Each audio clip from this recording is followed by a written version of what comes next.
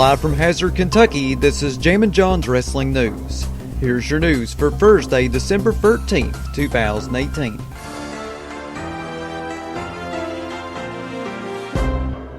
Dave Meltzer of F4WOnline.com reports that several WWE stars have been sick this past week, including Finn Balor, Bobby Roode, and Alexa Bliss.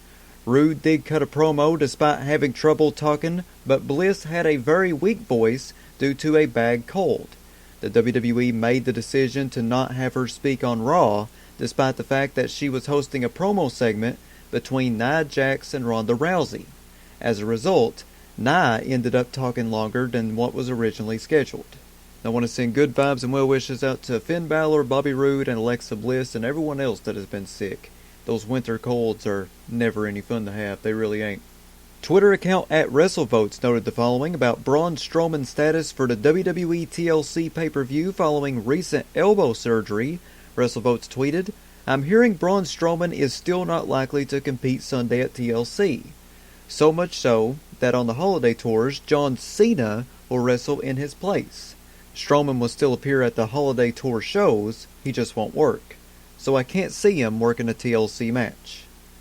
In an interview with Yahoo.com, Natalya addressed her late father Jim the Anvil Neidhart being used in storyline with Ruby Riott. Natalya said, "A lot of people have asked me, girls that I work with backstage, other superstars, people at home, if I'm okay with the storyline and how do I feel about it. For me, this is what is going on in my life. This is the elephant in the room. In some weird way, this storyline has been strangely therapeutic because anything I'm feeling, I can get it out. If I need to cry, I can get it out. I can let everybody see it, hear it, and I can take the WWE Universe on this journey with me. I need to speak the truth, and I need to remind the world that my dad was a WWE star. He was special, and everyone can feel that with me." Natalya continued on by saying, "I feel like if I asked my dad right now, 'Daddy, how do you feel about me doing this storyline?' my dad would say go for it. He understood pro wrestling. He understood how for fans to become emotionally invested in stories, there has to be emotionally charged content." In an interview with Canoe.com, John Cena indicated that his return to WWE will be at the end of December and will only be temporary and will not be televised. John Cena said, "I do apologize for being away for so long, but I have these wonderful opportunities to try and be a part of another storytelling universe that I truly enjoy. The WWE is the place that for the past 15 years I've had the absolute most fun. I very much look forward to getting back there. I was given the choice of taking 1 month to catch my breath and live what I would call a normal life. It took me about 2 seconds to turn that down. On December 26th, I return to Madison Square Garden and do a nice live event run with the WWE right up through the middle of January. None of these shows are televised. I'm literally just doing it because I want to get back to a place I feel most comfortable with and to working with people I can call my family. And I just want to have some fun." Seth Rollins responded to a comment by former WWE writer Jimmy Jacobs regarding Raw viewership hitting record lows. Now, if you missed yesterday's episode of JJWN, Jimmy Jacobs said, "Writing a 3-hour wrestling TV show every single week is effing hard." Seth Rollins responded back to that by saying, "That's the one thing I don't think people understand. 5 hours of live TV every week. Every week. And in all the variables that affect the final outcome, and it's a modern miracle that the shows come together as well as they do." Dave Meltzer of F4WOnline.com noted the following about Fox's expectations for SmackDown Live on the network. Dave Meltzer said, "I know, I was hearing 3.3 million is what they wanted."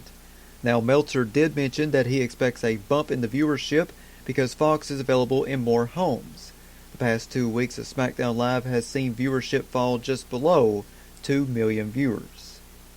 And finally, here on Jammin John's Wrestling News, in a recent interview with WrestlingInc.com, Matt Hardy talked about possibly becoming the next general manager of Monday Night Raw.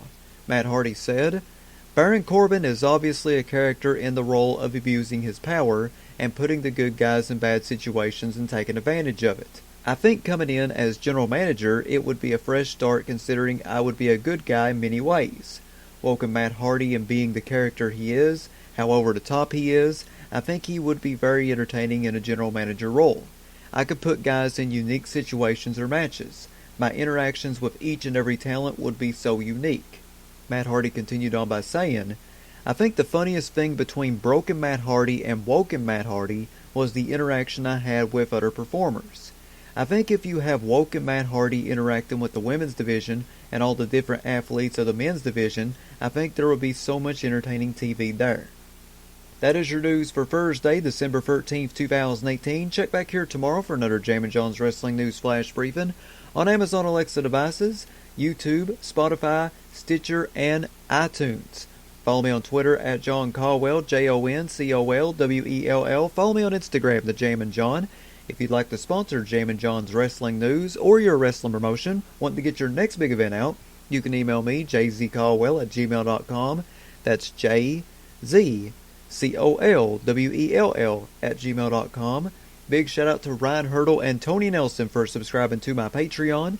You too can subscribe to me by going to patreon.com/jamminjohn.